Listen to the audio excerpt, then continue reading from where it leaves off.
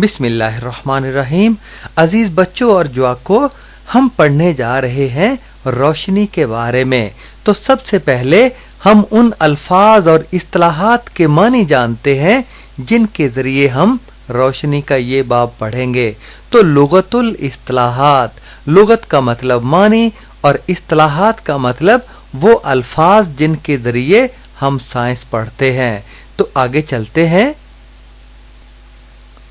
बच्चों। पहला लफ्ज है रोशनी। इसके मानी को तो आप जानते हैं और इसके लिए नूर का लफ्ज भी इस्तेमाल होता है। हम रोजमर्रा जिंदगी में भी ये लफ्ज इस्तेमाल करते हैं, नातों में भी नूर वाला आया है। और एक लफ्ज है ज़िया। ज़िया का मतलब भी रोशनी होता है। ज़ियाउल्लाह, ज़ियाउर रहमान हम नाम रखते हैं। और एक लफ्ज है ज़ौ। ज़ौ का मतलब भी रोशनी होता है और ये भी हम शायरी और अदब और गुफ्तगू में इस्तेमाल करते हैं, जैसे ज़ौ फिशा, रोशनी फैलाने वाला। और पंजाबी च आपां इस्तेमाल करते हैं चानण, चन्ने दी चाननी यानी चांद दी चाननी। और लो, तारियां दी लो, अंग्रेजी में लाइट कहते हैं। तो बच्चों बहुत सारे अल्फाज हैं हमारे माहौल में जो हम रोशनी के लिए इस्तेमाल करते हैं। ये हमारी खुशकिस्मती है कि हमारी ज़बान बहुत ही अमीर ज़बान है अल्फाज के एतबार से। बच्चों रोशनी की बाबत पढ़ते हुए हम वास्ते का लफ्ज बकसरत इस्तेमाल करेंगे। ये लफ्ज हम रोजमर्रा जिंदगी में भी इस्तेमाल करते हैं। मसलन वास्ता ही रबदा तू जावी वे कबूतरा, चिट्ठी मेरे ढोल नू पुचावी वे कबूतरा, अल्लाह दा वास्ता ही एक काम ना करें, आप किस वास्ते से मेरे पास आए हैं। इसी तरह जरिए का लफ्ज भी हम बकसरत इस्तेमाल करते हैं। आमदनी का जरिया, रोशनी का जरिया, तवानाई का जरिया वगैरह अंग्रेजी में मीडियम का लफ्ज इस्तेमाल होता है। और इसी तरह रोशनी के लिए ये लफ्ज इस्तेमाल होता है कि जिस रास्ते से रोशनी गुजरती है, हवा में से गुजरती है, पानी में से गुजरती है, शीशे में से गुजरती है, तो ये रोशनी के वास्ते कहलाते हैं। तो बच्चों वास्ता फिर दो किस्म का होता है, एक हल्का वास्ता और दूसरा भारी वास्ता। हल्के वास्ते को लतीफ वास्ता कहते हैं। लतीफ का मतलब हल्का होता है। ये अल्लाह की सिफत भी है, इसीलिए हम नाम अब्दुल लतीफ रखते हैं। तो लतीफ वास्ता हल्का वास्ता जैसे हवा है, रेरर मीडियम कहते हैं अंग्रेजी में। और इसके बिल मुकाबिल होता है कसीफ वास्ता, भारी वास्ता, डेंसर मीडियम। कसीफ का मतलब भारी होता है, जैसे हम कहते हैं कि कमरे की हवा कसीफ हो गई है, जिस्म में कसाफतें बढ़ गई हैं।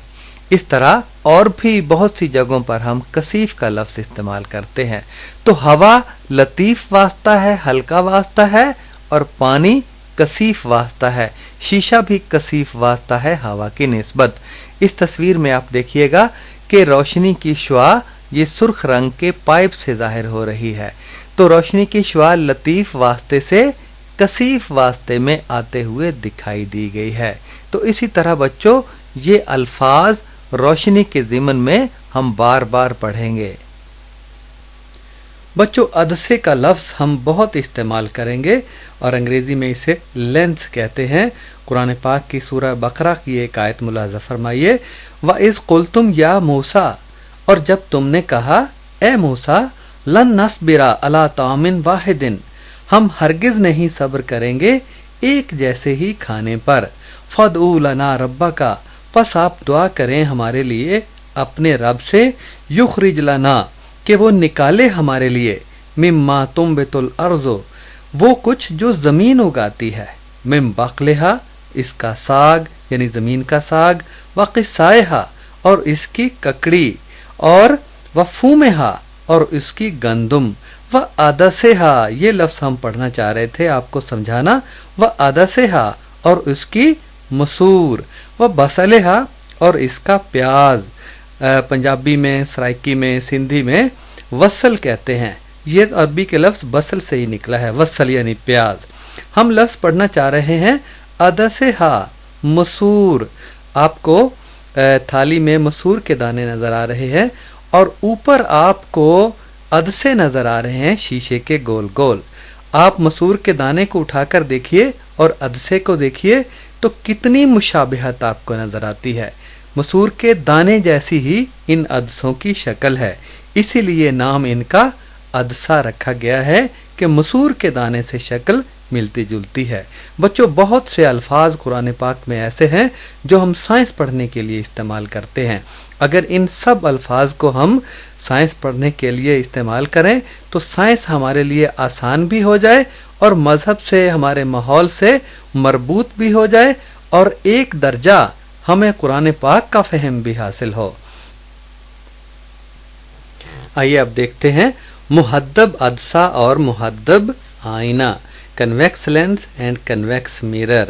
قرآن پاک میں اللہ تعالیٰ ارشاد فرماتا ہے حتی اذا فتحت یاجوج و ماجوج وہم من کل حدب ینسلون، یہاں تک کہ جب کھول دیے جائیں گے یاجوج اور ماجوج اور وہ ہر بلندی سے نکل پڑیں گے۔ یہاں حدب کا لفظ بلندی کے معنوں میں آیا ہے، تو محدب عدسہ جو درمیان سے بلند ہوتا ہے، ابھرا ہوا ہوتا ہے، موٹا ہوتا ہے، اور اسی طرح محدب آئینہ جو درمیان سے بلند ہوتا ہے۔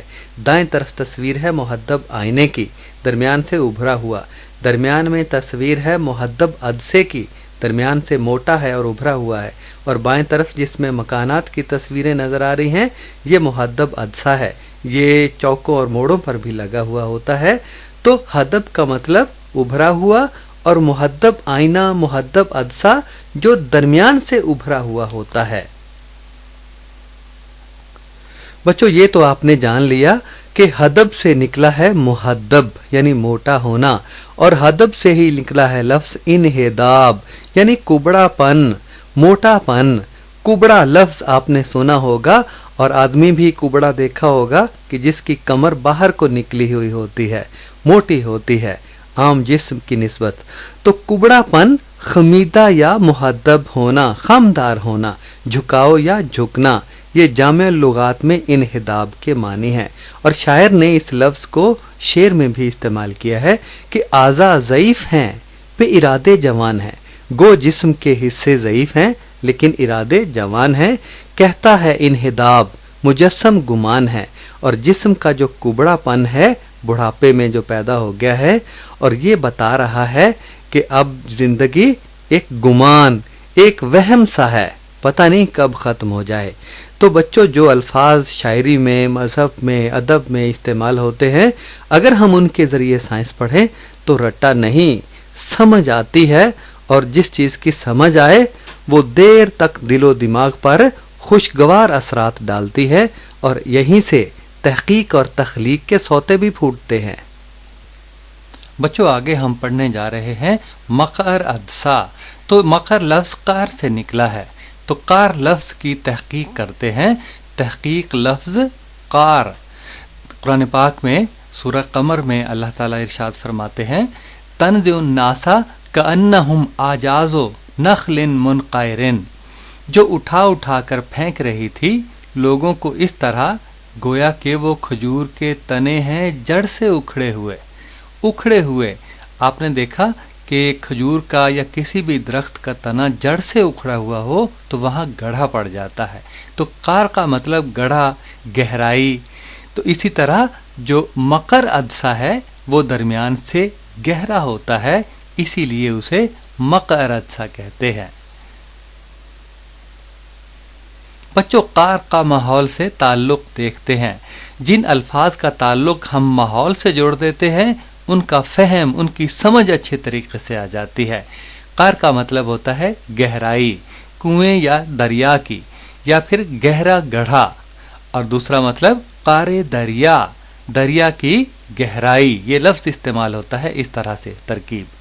اور قار پیما، گہرائی ماپنے والا آلہ، اور قار ذلت، انتہائی ذلت۔ ہم روزمرہ زندگی میں جملہ بھی بولتے ہیں کہ امت مسلمہ قار ذلت میں گری ہوئی ہے، یعنی ذلت کے گڑھے میں گری ہوئی ہے۔ اور قار کا مطلب پنجابی چ آپ ڈونگ بھی کہہ دینے ہیں، جویں فلانے دیاں گلاں وچ ڈونگ پیندا ہے۔ سٹیل کے چمچے کی اندرونی سطح مقر آئینے کا نقشہ پیش کرتی ہے۔ سٹیل کا چمچہ اندرونی سطح گہری ہوتی ہے نا، اور باہر والی ابھری ہوئی ہوتی ہے، تو اندرونی سطح جو گہری ہے یہ مقر آئینے کا نقشہ پیش کرتی ہے۔ آئیے بچوں مقر آئینے اور مقر عدسے کی تصویریں دیکھتے ہیں۔ مقر آئینے کو کنکیو مرر انگریزی میں کہتے ہیں اور مقر عدسے کو کنکیو لینس کہتے ہیں۔ جو تصویریں آپ کو نیلے رنگ کی نظر آ رہی ہیں یہ مقر عدسے کی تصویریں ہیں۔ مقر عدسے کی مختلف شکلیں ہوتی ہیں۔ آپ دیکھیے گا کہ بائیں طرف والا حصہ جو ہے وہ بائیں طرف والی طرف وہ گہری ہے، سب سے بائیں طرف والی جو نیلے رنگ کی تصویر ہے اس میں بائیں طرف والی جو سطح گہری ہے اور دائیں طرف والی سیدھی ہے۔ جو درمیان میں نیلے رنگ کی تصویر ہے اس میں درمیانی دونوں سطحیں گہری ہیں اور باہر والی ابھری ہوئی ہے، اور جو دائیں طرف والی ہے اس میں بائیں طرف والی طرف جو ہے وہ گہری ہے اور دائیں طرف والی ابھری ہوئی ہے۔ یہ مقر عدسے کی قسمیں ہیں۔ عدسہ دونوں طرف سے شفاف ہوتا ہے اور آئینہ ہم دیکھتے ہیں جس میں ہم اپنی شکل دیکھتے ہیں یہ ایک طرف سے پالش کیا ہوا ہوتا ہے۔ اسی طرح دائیں طرف والی تصویریں آپ دیکھیں جو نیچے گول گول پڑے ہوئے ہیں یہ مقر آئینے ہیں۔ نیچے والی جو حصہ ہے ان کا وہ پالش کیا ہوا ہے اور اوپر والا حصہ شفاف ہے۔ اسی طرح سب سے نیچے جو شفاف نظر آ رہے ہیں بڑے وہ مقر عدسے ہیں، درمیان میں گہرے ہیں اور باہر کی طرف سے موٹے ہیں۔ جو بائیں طرف تصویر ہے سب سے نیچے پیلے رنگ کا مقر عدسہ ہے جس میں سے شعاعیں گزرتی ہوئی نظر آ رہی ہیں، تو یہ درمیان سے آپ دیکھیے گا پتلا ہے اور باہر سے موٹا ہے، تو یہ مقر عدسہ ہے۔ اس میں سے جو شعاعیں متوازی اس کے اوپر گرتی ہیں وہ اس میں سے گزرنے کے بعد پھیل جاتی ہیں، سیدھی نہیں جاتی۔ جو درمیان سے گزر رہی ہے وہ تو سیدھی جائے گی، جو اوپر سے یا نیچے سے آ رہی ہیں وہ گزرنے کے بعد مڑ جاتی ہیں، جس طرح کی تصویر میں آپ کو نظر آ رہی ہے۔ تو یہ ہے بچوں مقر آئینہ اور مقر عدسہ۔ یہاں دیکھیے گا دونوں عدسے اکٹھے ہیں، بائیں طرف محدب عدسہ ہے کیونکہ وہ درمیان سے موٹا ہے اور دائیں طرف مقر عدسہ ہے کیونکہ یہ درمیان سے پتلا ہے۔ ان کو بچوں جو محدب ہے چونکہ اس پر متوازی شعاعیں پڑتی ہیں اور پڑنے کے بعد ایک نقطے پر مرکوز ہو جاتی ہیں، اس لیے اسے ارتکازی عدسہ کہتے ہیں، کیونکہ ایک نقطے پر شعاعیں ساری مرکوز ہو جاتی ہیں جیسا کہ بائیں طرف والی تصویر سے ظاہر ہے۔ اور انتشاری عدسہ ہے مقر عدسہ، کیونکہ اس کے اوپر جو شعاعیں پڑتی ہیں متوازی وہ گزرنے کے بعد منتشر ہو جاتی ہیں، بکھر جاتی ہیں جیسا کہ دائیں طرف والی تصویر سے ظاہر ہے، تو ان کے کام کے لحاظ سے ان کو ارتکازی اور انتشاری عدسے بھی کہتے ہیں۔ آئیے بچوں ایک اور لفظ کی تحقیق کرتے ہیں۔ تحقیق لفظ ماسکا، اسے بھی ہم بار بار استعمال کریں گے۔ قرآن پاک میں اللہ تعالیٰ ارشاد فرماتے ہیں فَاسْتَمْسِكْ بِالَّذِي أُوحِيَ إِلَيْكَ إِنَّكَ عَلَىٰ صِرَاطٍ مُسْتَقِيمٍ، سو مضبوطی سے تھامے رہو، فَاسْتَمْسِكْ تھامے رہو، جکڑے رہو، پکڑے رہو، تم جو وحی کیا گیا ہے تمہاری طرف۔ یعنی قرآن پاک کی بات ہو رہی ہے کہ اللہ تعالیٰ ارشاد فرماتے ہیں کہ اے پیغمبر تم پر جو وحی کیا گیا ہے اسے مضبوطی سے تھامے رہو، اس پر مضبوطی سے مرتکز رہو، اسے جکڑے رہو، اسے پکڑے رہو۔ تو فَاسْتَمْسِكْ تھامنا، پکڑنا، جکڑنا، رکنا، روکنا، یہ سارے معنی اس میں آتے ہیں۔ ایک اور آیت دیکھتے ہیں قرآن پاک کی سورہ ملک کی۔ اللہ تعالیٰ ارشاد فرماتے ہیں امن ھذا الذی یرزقکم ان امسک رزقہ، بھلا کون ہے جو روزی دے تم کو اگر روک لے رحمان اپنا رزق۔ امسکا روک لے، تو امساک کا مطلب روکنا، اور ماسکا وہ نقطہ جہاں پر کوئی چیز، جہاں پر کوئی شعاع آ کر رک جاتی ہے۔ آگے ہم پڑھیں گے تو انشاءاللہ اچھے طریقے سے سمجھ آ جائے گی۔ آئیے بچوں سورہ طلاق کی ایک اور آیت دیکھتے ہیں جس میں اللہ تعالیٰ ارشاد فرماتے ہیں فَإِذَا بَلَغْنَا أَجَلَهُنَّ فَامْسِكُوهُنَّ، پھر جب وہ پہنچ جائیں اپنی عدت پر، فَأَمْسِكُوهُنَّ پھر روک لو انہیں، بِمَعْرُوفٍ بھلے طریقے سے، او فارقوهن بمعروف، یا جدا کر دو انہیں بھلے طریقے سے۔ یہ طلاق کی باتیں ہو رہی ہیں. طلاق کا طریقہ کار اللہ تعالیٰ ارشاد فرما رہے ہیں کہ جب وہ عدت کو پہنچ جائیں تو انہیں روک لو اچھے طریقے سے، یا پھر جدا کر دو اچھے طریقے سے. فَامْسِكُوهُنَّ، پھر روک لو انہیں. تو نقطہ ماس کا ایسا نقطہ جس پر کوئی چیز، جس پر کوئی شعاع آ کر رک جائے.